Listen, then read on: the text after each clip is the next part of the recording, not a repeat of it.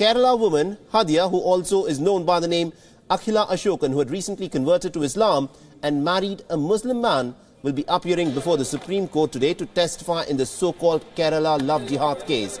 Now, Hadiya reached New Delhi on Sunday from Kerala, and during the last hearing on the 30th of October, the Supreme Court had ordered Hadiya's father to produce her before the court to know her version about her marriage to the Muslim man, in this case, Shafeen Jahan.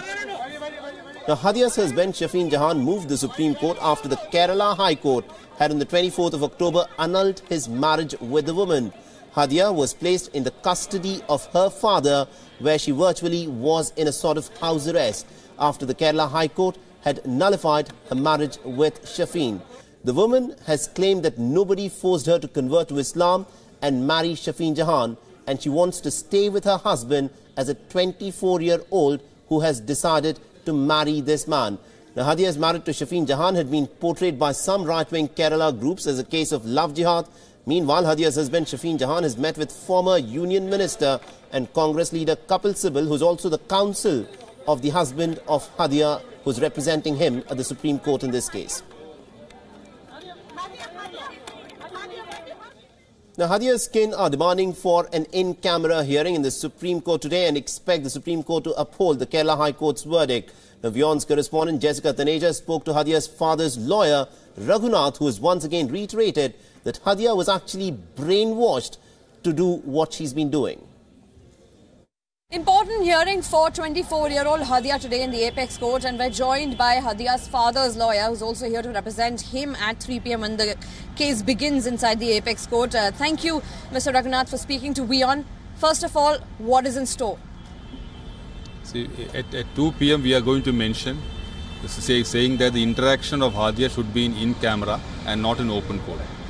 And if the court agrees, it will be in chambers or in court where none are present. But otherwise it will be in open court. So, but why are you going for open court? Don't you think Hadiya deserves to tell what she wants to tell in an open court? I mean, why so much emphasis on in-camera proceeding? Why not let her speak in front of everybody? No, it's a personal matter. Your religion, your husband, your family life. So you realize apparently it's not a personal matter. It's got national interest. It's got interest from everywhere in the world. A 24-year-old woman is capable of consent and other things. Of course, for her father, things must have been a little different, but for the world, the way it views it is a little different. So why not let her speak out in public? No, we don't want her to be the entire thing to be made a spectacle or a drama.